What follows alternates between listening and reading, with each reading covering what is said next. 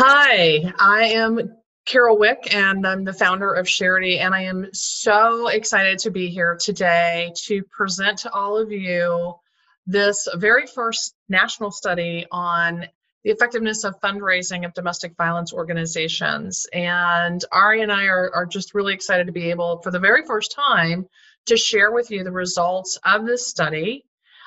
First, I want to start by just sharing with you a little bit about us and why we're doing this. I am a longtime domestic violence advocate. I've been working in the field of ending violence against women and children my entire career, and I understand how hard it is firsthand. I have been a nonprofit expert and now in my consulting world, but I've been that on the ground nonprofit person almost my entire career. I know how hard it is to make things work and to flow and to find the funding and the resources that you need. And so we really wanted to do this study so that we could help elevate the field as a whole and bring to the forefront some of the challenges that are being experienced by all of the DV centers across the United States.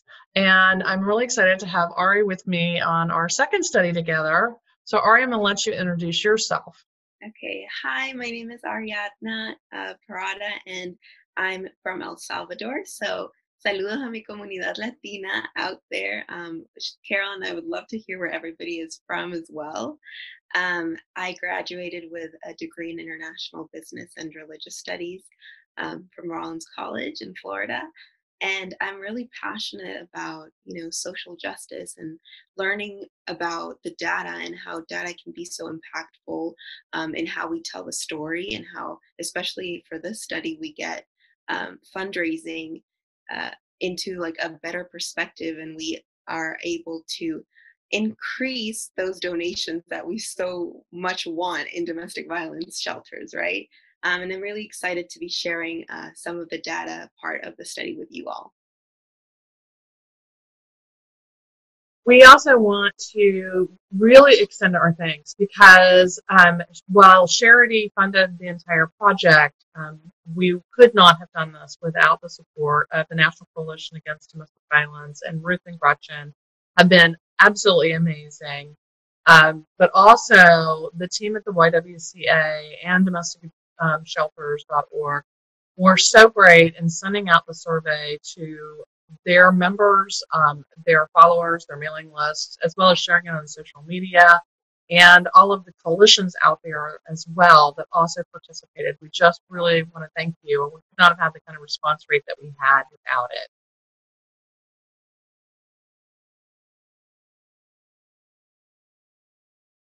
So the goals of the study really were to find what are those challenges that domestic violence shelters have.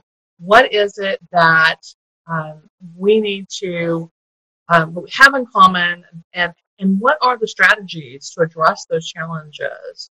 For this research study, what we did was we went ahead and looked at what is it that philanthropists are looking for. How do they evaluate an organization prior to making a major gift? And that was really the basis of the research study that we do. And it's how we assess clients before we go in and help them as well. And then we develop tools. So we wanted to know what are the tools that domestic violence organizations need in order to be successful competing in today's philanthropic environment for those really large gifts.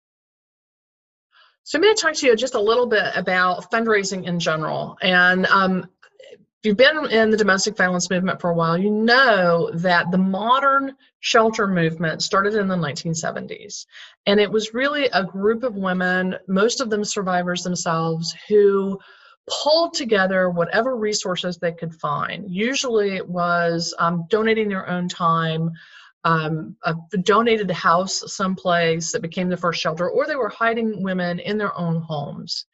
And so it was really very, very grassroots. And this kind of grassroots movement from a fundraising perspective really continued with some additional unique challenges. And from that initial 250 shelters that we had in the early 70s, we now have around 2,000 services, organizations across the United States that provide services to survivors of domestic violence. We also know it's not enough, that on any given day, tens of thousands of survivors of domestic violence are turned away because there either is not enough space in the shelters, or the resources that they need, housing, legal services, are just not available. There's not the resources available to provide all of the things that are out there. And I know that feeling of having to tell somebody who is in crisis that there's just nothing available for them. And it's just a horrible feeling, and no one should have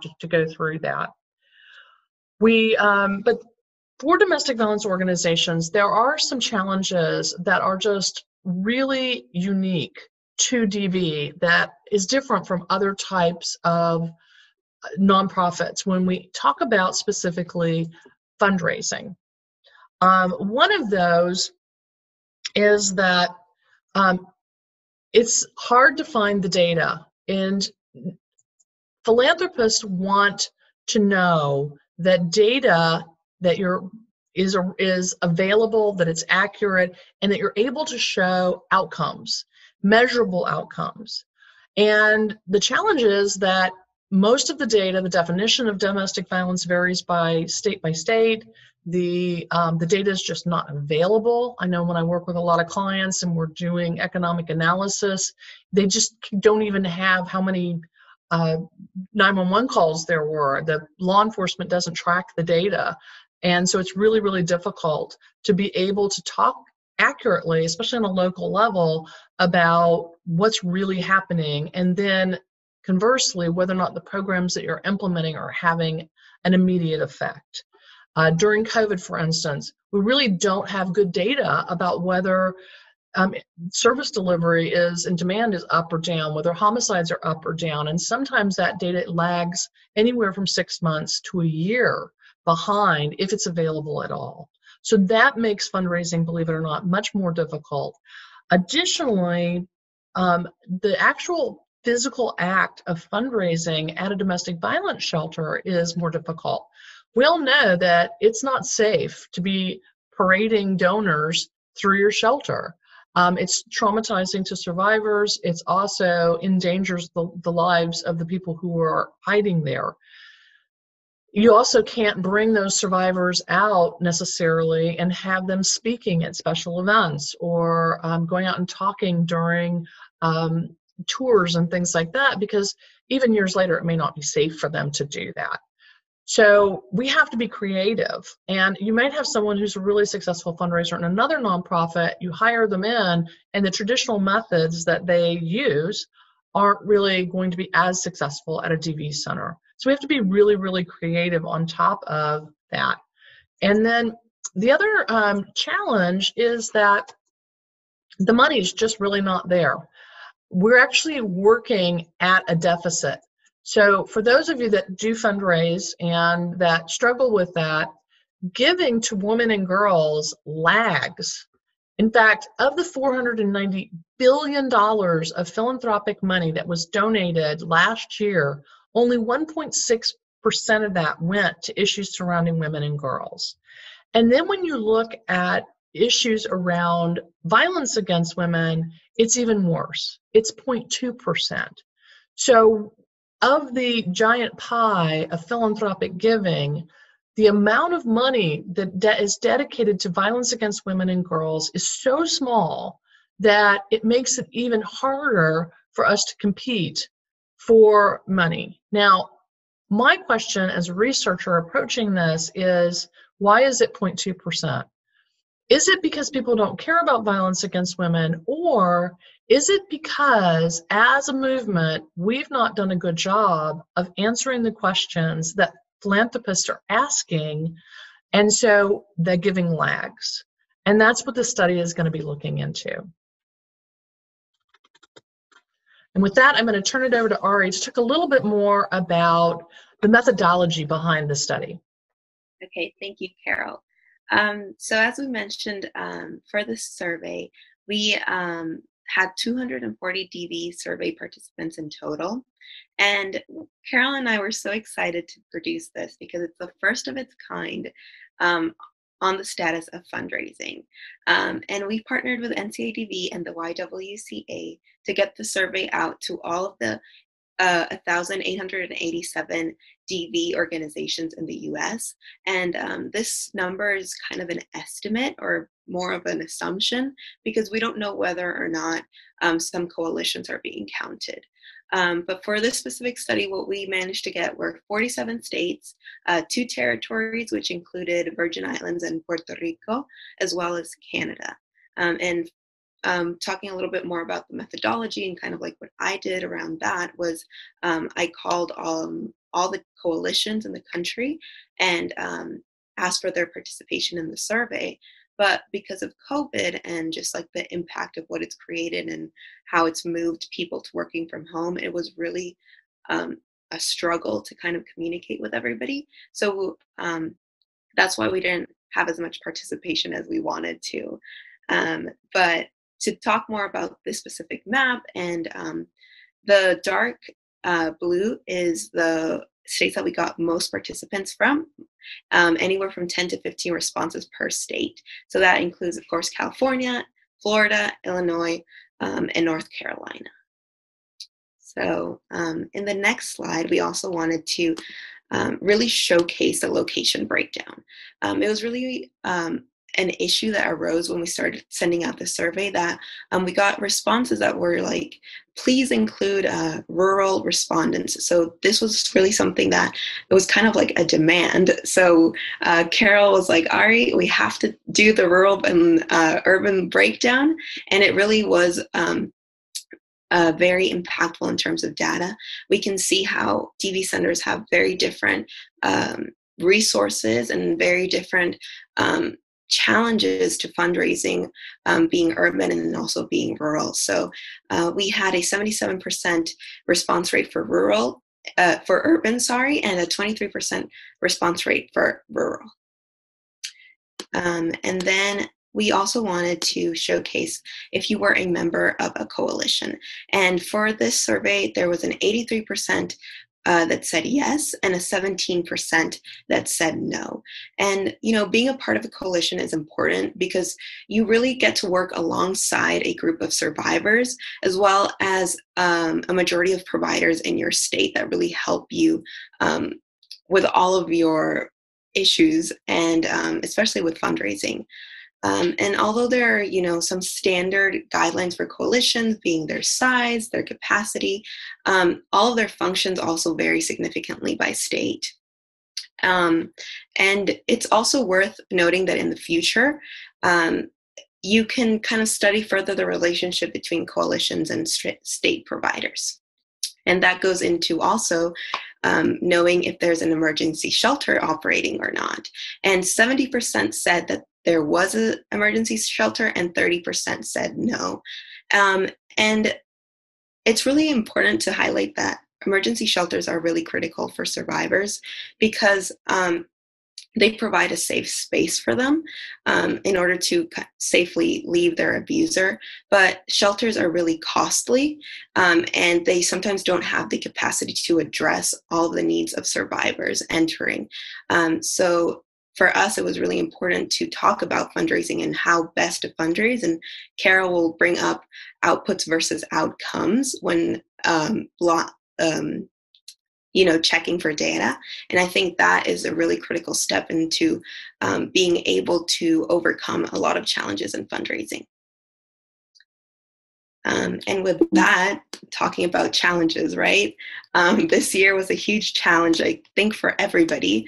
And it was because of the COVID pandemic. And of course, since the outbreak, we know that emerging data has come out that it has increased in domestic violence anywhere from 30 to 80%.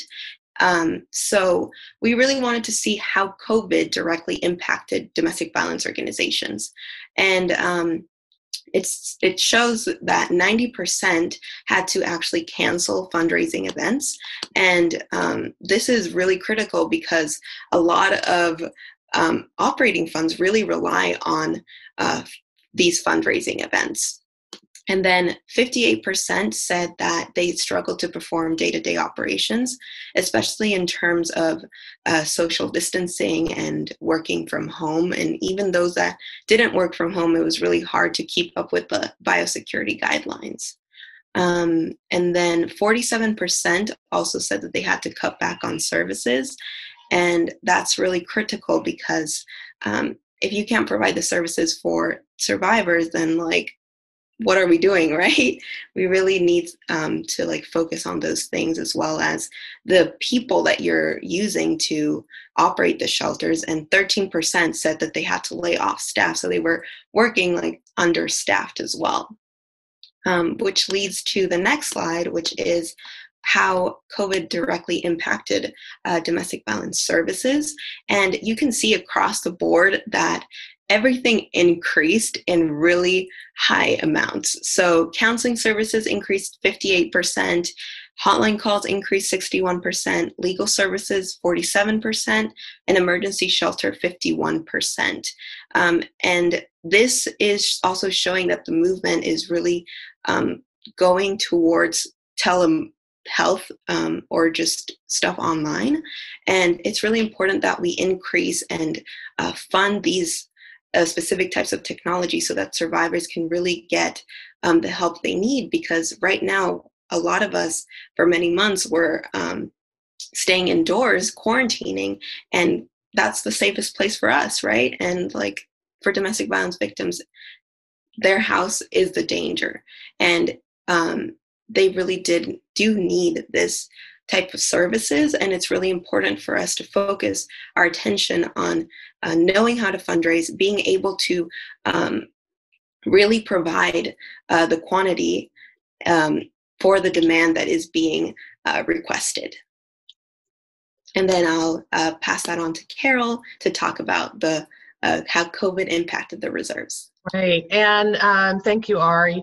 One of the things that is really important is having a savings account. Just like families have to have a savings account to draw on in case they have some sort of emergency, so nonprofits also need to have a reserve balance. And domestic violence shelters typically get funding from government sources. A lot of them do, especially those that operate shelters.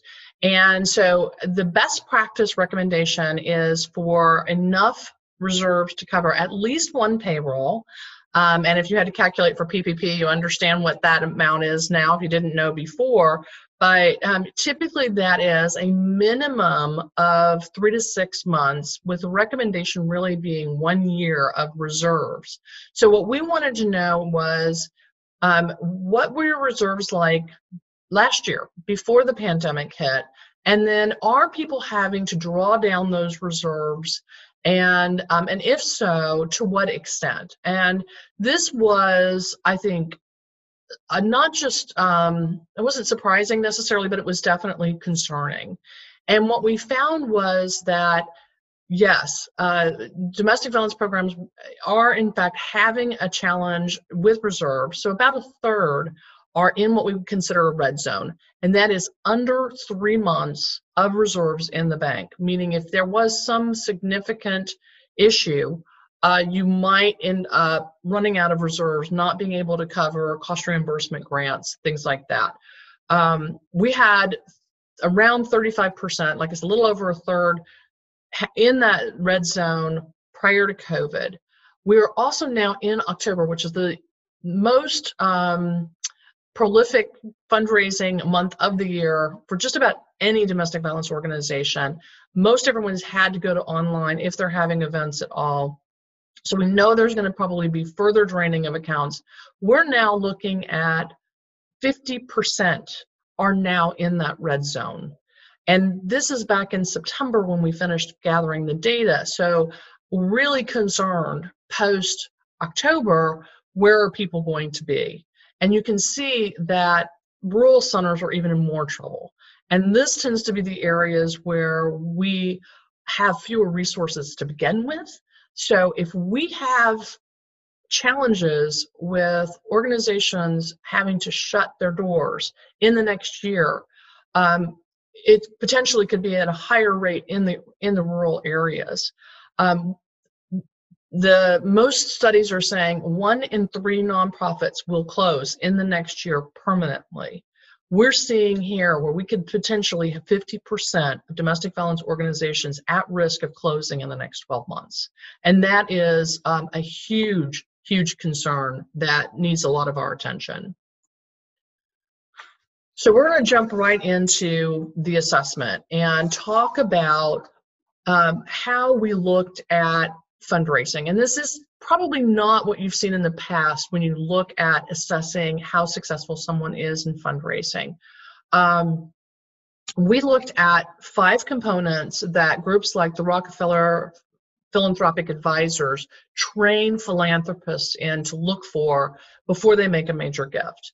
And so we wanted to assess, are these 5 things in place in domestic violence programs across the United States, or organizations, I should say, and how well are they doing?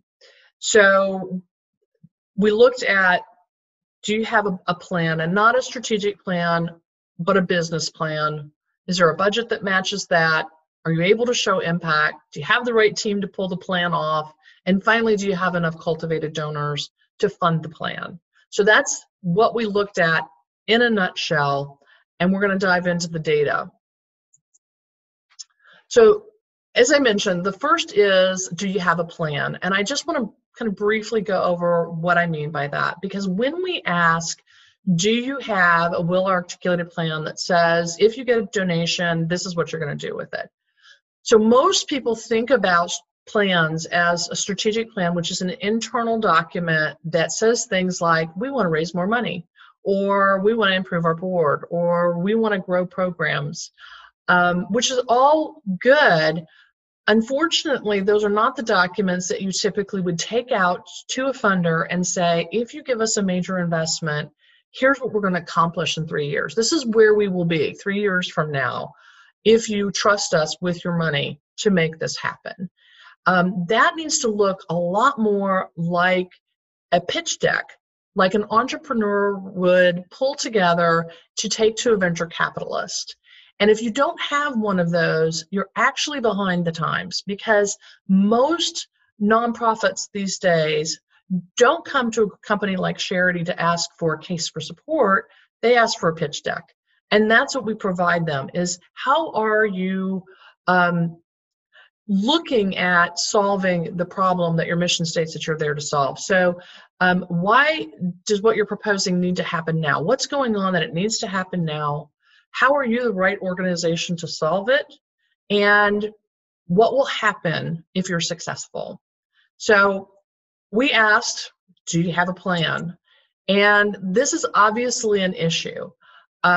We found that when you are looking at having a plan, 41% of organizations from urban areas and 56 in rural areas have absolutely no plan at all, which again is concerning. That means that you're probably going to donors and saying to them, we have more people to serve than we have resources to serve them, please give us money.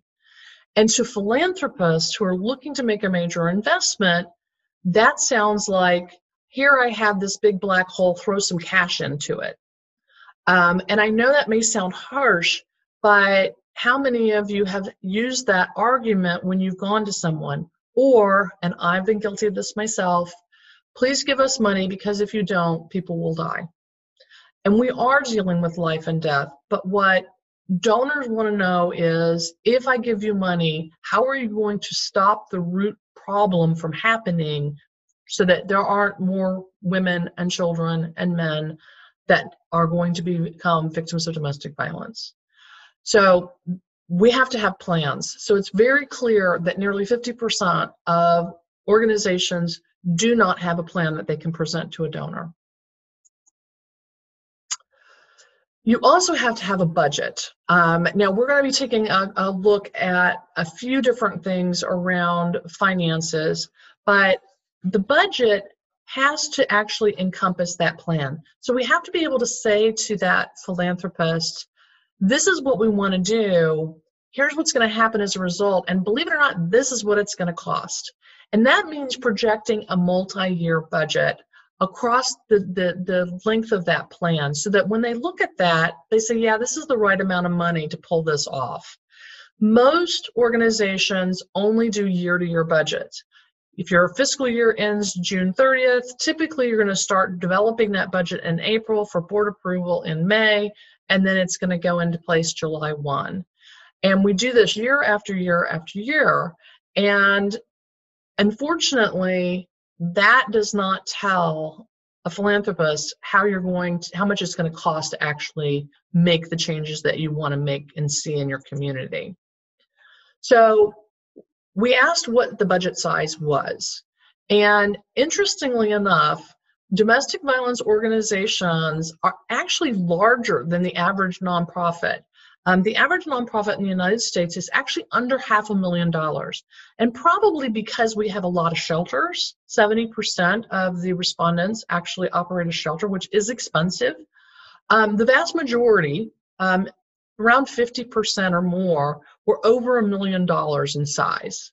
Now, if you're one of those smaller ones, you're probably thinking, yeah, well, but it looks like they're either very small or they're fairly large in budget size.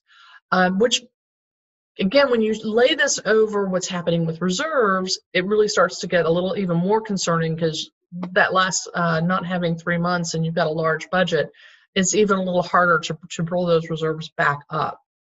So we want to make sure that when we're looking at budgets, that you also understand that once you hit over that $1 million, a lot of other things kick in, like you're required to have an audit. You're required to have a lot of different accounting methods and financial controls that you might not have had when you were a smaller nonprofit. So it looks like, from an overall perspective, that they're doing pretty good. The other thing is, we actually are seeing them exceed national best practice standards in terms of if they do have an audit, which a few did not because they're too small. But most of the organizations that have an audit said it was clean. There was no management letter, that it was, there were no issues with their finances. And 91% also said that they had their board members signing conflict of interest policies. And this is really important in this day and age, that that bit of information is put up on your website, so that it's easy to find for donors. People want to know that you're transparent, and they can go to ProPublica or Open No 90 or GuideStar and find your information, but you should make it really accessible and really easy for people to gather. So the other thing is, that I want to just remind folks about a budget before we move on, is that it needs to, as I mentioned, cover the entire cost of your plan. And so it needs to be a projection of what you think you'll spend in the future, but it also has to show the true cost of doing business. And that means having accurately just figured out what it would cost to replace the staff that you currently have on board, in addition to staff that you might want to add in the future. But if you have an executive director, for instance, that's getting paid under market rate, and if that person left, you'd have to pay more to replace them than you're paying that person, you need to make sure you're budgeting for that. You also have to make sure that anything that you're getting in kind, whether that's volunteer time, in-kind donations, in-kind office space, is accounted for in your budget. If you don't do this, you're setting yourself for being on a starvation cycle. And you have to be able to really communicate to your funders what it really costs to run your organization. Because something like pandemic hits, you lose your volunteers, you lose those in-kind donations from drives because people aren't going to their civic group or to their place of worship anymore to collect whatever it is that they used to collect for you. And suddenly, that cost of business starts to rise to the forefront.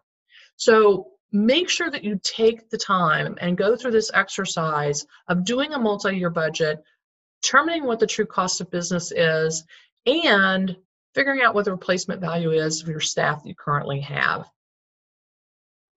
We all know that we're probably getting paid a whole lot less in the nonprofit field than what we're worth. So one of the passions that I have is about outcomes. And we want to make sure that organizations were really telling the story of impact. So one of the first things that we did was we went out and started looking, and I actually reviewed 50 websites that said that they had an impact report. And what we found was that many of the organizations were communicating what they called impact, but it really wasn't an outcome, and it really wasn't return on investment.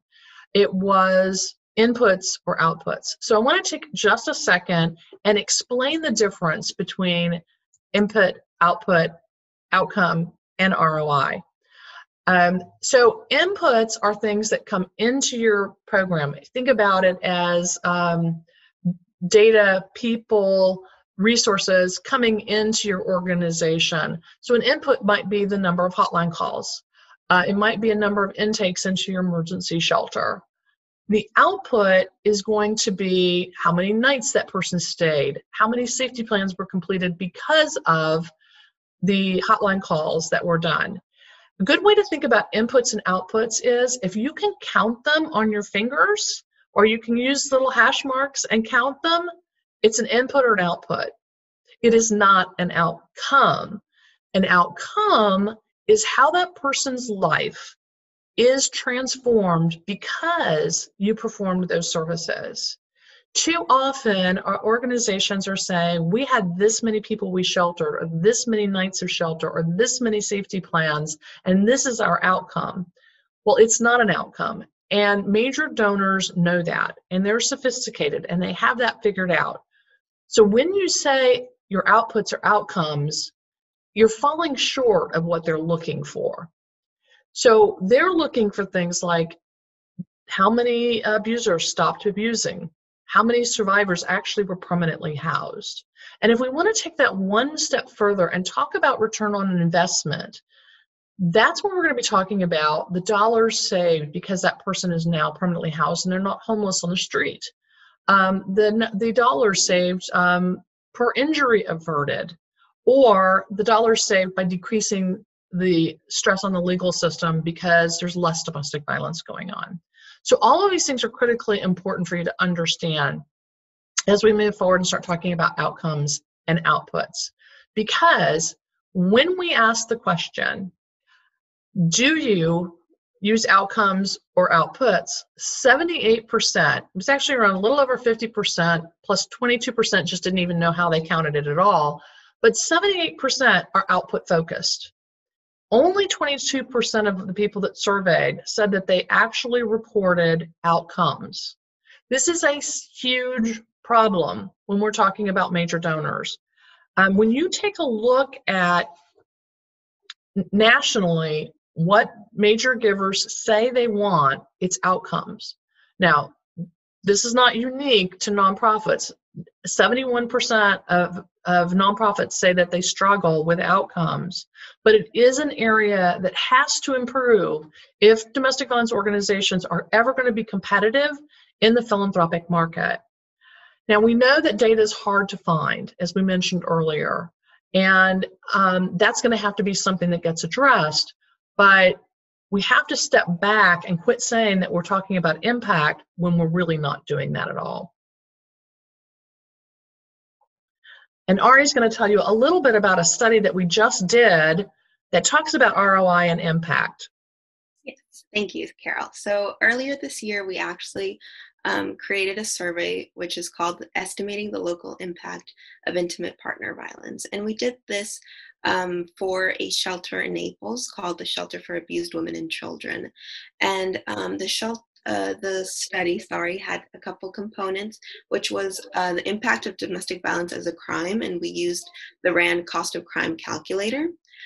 We also calculated cost to businesses of domestic violence as well as the medical costs.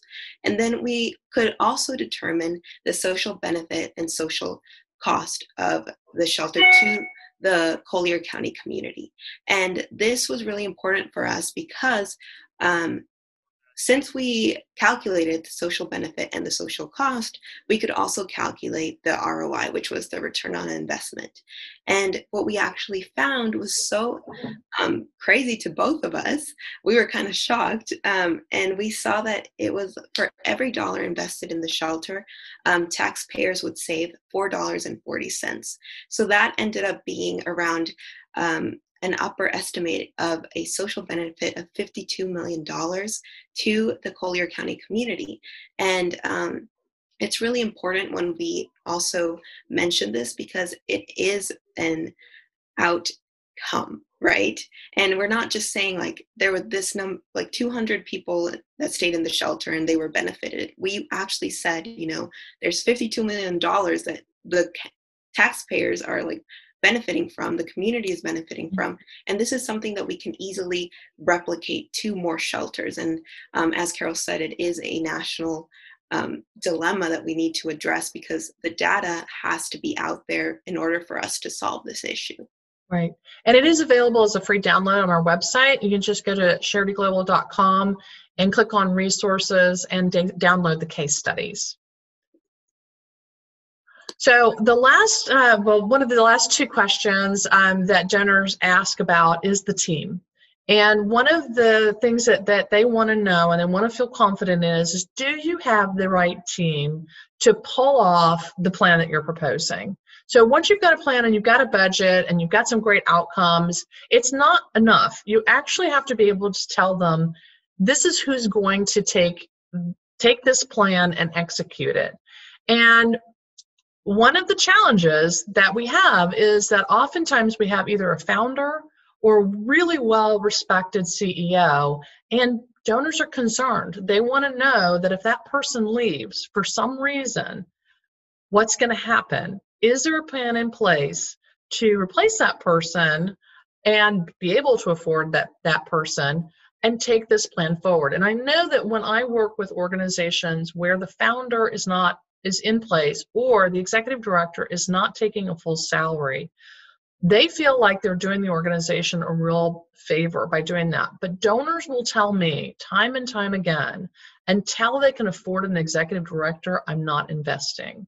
So one of the things that we wanted to talk about today was not just that, but also your board.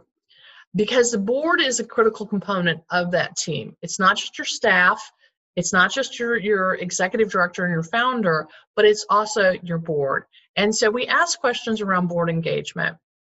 And we asked about attendance, and across the board, everybody pretty much said, yes, board attendance is a priority. We also asked, does your board fundraise? I was a little surprised at how high the number was. 83% said, yes, my board is actively engaged in fundraising. But then we asked a really critical question. The next question we asked was, do 100% of your board members donate? And why is this question important? Well, for a major donor, if 100% of your board is not giving, it's a red flag that something is going on inside your organization that even your board members will not write a check. That means the people who are closest to you are not confident in that plan. Now, what I have found when I work with nonprofits is that oftentimes board members don't donate because you don't have a plan. And 50% of the organizations we surveyed didn't have a plan in place. And so the board members don't feel very confident. My guess is 83% of those board members that are helping with, or 83% of those organizations that say their board members are active, they're probably active around special events, which is transactional giving. But when you start talking about major giving, when you start talking about campaigns, when you talk about trying to get people to write large checks to your organization, they want to know, is everybody on board? And that's where that 100% giving becomes so critical. And unfortunately, we have a problem. In urban areas, 54% said they did not have 100% giving. And 47% of rural programs said they didn't have 100% giving. So it is a problem. Around 50% do not have 100% giving. So like I said, they're probably best guess helping with special events, but they're not writing checks themselves. So it's really important to step back and figure out why your board is not giving, not just trying to force them to give, but asking them why. The other challenge is that we don't have enough people fundraising. So I was really discouraged when I found this out, not surprised, because I remember the days of being the primary fundraiser, helping run the program, scrubbing toilets, all the things that we do, right? As a nonprofit person, we have to be all things, especially when you're a smaller organization. But remember, most of these organizations are over $1 million. So the fact that almost 60% had less than one full-time person fundraising, dedicated to fundraising, is concerning. You cannot bring in money if you do not have someone that's their job. And yes, caring for survivors is the most important thing, but we can't care for them if we don't have the resources available. And unfortunately, what happens is that when you have someone who half their job is fundraising, or whether they're half-time there or whether it's half of their job, they're constantly being pulled toward other things. That becomes a real problem. And if you're trying to hire somebody who has any experience in bringing in major gifts and they're being asked to do other things, it's almost culturally wrong. Major gift officers, which I know some of you probably think I could never afford that, but people who are really good at major gifts, they have a prospect list and they have a pipeline and they're working that, and they do a very different type of fundraising than someone who does special events. That's a party planner, and I don't take away from that because really good party planners are worth their weight in gold, but that's a different type of fundraising than the person who's going out and asking for those $5, $10, $20, $50,000 gifts. And so it's really important that we step back and say, how are we addressing this? And I think what's going to have to happen is domestic violence programs are going to have to pool together their resources. They're going to have to share a dedicated person, perhaps. They're going to have to collaborate so that we address this issue. And if the executive director is the one that's been charged with doing fundraising, then they need to be freed up from administrative work so that they can truly focus on the work of fundraising. And that last piece was about succession planning that I mentioned earlier. Donors have to feel really confident that the succession is thought through, that if something happens to a key person in your organization, what is going to happen? 56% did not have a plan in place. So as our gift to everyone who took the survey and anyone who downloads the report, you will get a free template to use that you can start the conversation around your succession plan. But I cannot tell you how important going through this process is and how it will actually help morale within your organization. Everyone will feel confident that critical people who run the organization, that there's a plan in place if for some reason that they can't continue in that role. And the final thing that we looked at is, do you have enough donors cultivated? So donors want to know, am I the only one that's going to fund this? Or worse yet, are you going to fall short of your goal and come back to me and ask for more money, or have to abandon this? And probably everybody's heard the horror stories of a nonprofit that launched a campaign, they fell short, and then had to get all the money back. I mean, that's just like the worst possible thing that could happen, and that's why people pay $25,000, $35,000, sometimes even $50,000 for a feasibility study so that they can find out whether or not they have enough donors cultivated. Well, I can tell you it's pretty easy to figure that out without paying $20,000, $30,000, $40,000, $50,000 for a feasibility study, because you should have taken that plan and talked to your donors ahead of time. Use planning as part of your cultivation process, and you'll know whether or not they're on board, and you'll have a really good idea of how much money they might be able and willing to donate toward that plan by how excited they get. So we ask the questions. If you have a plan, even if you don't have a plan, do you have enough donors cultivated to raise the amount of money that you need? And probably not surprising, 75% said no.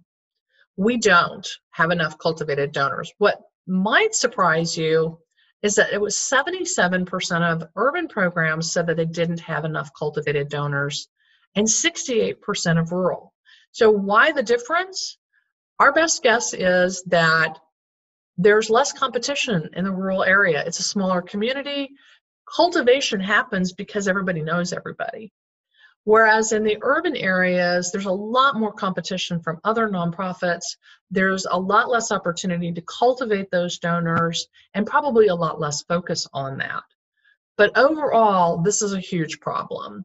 We've got to figure out how we start cultivating people. And this could go all the way back to those initial challenges that I mentioned early on, which is we have a challenge with fundraising for domestic violence programs anyway, and most traditional training programs, like through the Association of AFP, American Association for Philanthropy and Fundraising, they teach traditional methods of fundraising. The Benavon model, if everybody's heard that, or raising more money as it used to be called, all encourage on-site tours and these kind of functional ways of doing things.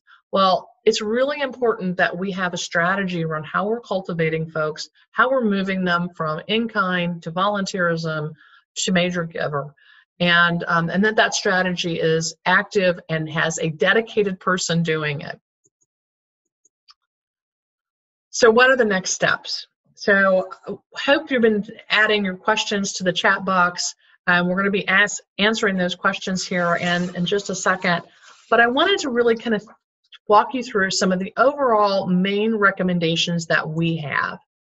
The first one is we have to have some sort of emergency plan. We obviously are at a point where we could have a devastating crisis of domestic violence programs shutting down for good across the United States, Canada, and the U.S. territories.